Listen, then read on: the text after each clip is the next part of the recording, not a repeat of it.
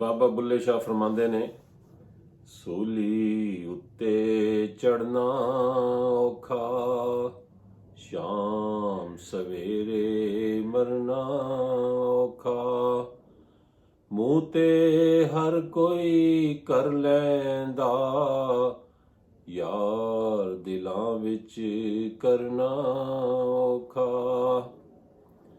ਸ਼ਮਾ ਦਾ ਦੀਵਾਨਾ ਹਰ ਕੋਈ, ਵਾਂਗ ਪਤੰਗਾ ਸੜਨਾ ਔਖਾ। ਇੱਕ ਅੱਗੇ ਬਹੁਤ ਖੂਬਸੂਰਤ ਸ਼ੇਰ ਆਉਂਦਾ, ਕਹਿੰਦੇ ਨੇ, ਗੈਰਾਂ ਨਾਲ ਤੇ ਹਰ ਕੋਈ ਲੜਦਾ। ਤੁਸੀਂ ਵੇਖਿਆ ਸਾਡੇ ਮਾਸ਼ਰੇ 'ਚ ਲੜਾਈਆਂ ਨੇ, ਹਰ ਕੋਈ ਆਪਸ ਵਿੱਚ ਲੜਦਾ ਫਿਰਦਾ। ਕਹਿੰਦੇ ਨੇ, ਗੈਰਾਂ ਨਾਲ ਤੇ ਹਰ ਕੋਈ ਲੜਦਾ, ਨਫਸ ਆਪਣੇ ਨਾਲ ਲੜਨਾ ਔਖਾ। ਲੜਨਾ ਤਾਂ ਆਪਣੇ ਨਫਸ ਨਾਲ ਲੜੋ, ਨਫਸ ਆਪਣੇ ਨਾਲ ਲੜਨਾ ਔਖਾ। ਹਰ ਕੋਈ ਤਾਰੂ ਬਣ ਬੈਠਾ ਏ, ਜੇ ਤੈਰਾਕੀ ਕਰਦੇ ਨੂੰ ਤਾਰੂ ਕਹਿੰਦੇ ਨੇ। ਹਰ ਕੋਈ ਤਾਰੂ ਬਣ ਬੈਠਾ ਏ, ਇਸ਼ਕ ਸਮੁੰਦਰ ਤਰਨਾ ਔਖਾ।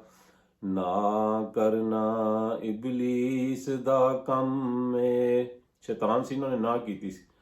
ਨਾ ਕਰਨਾ ਇਬਲੀਸ ਦਾ ਕੰਮ ਏ, ਸਰ ਪੈਰਾਂ ਦੇ ਧਰਨਾ ਔਖਾ।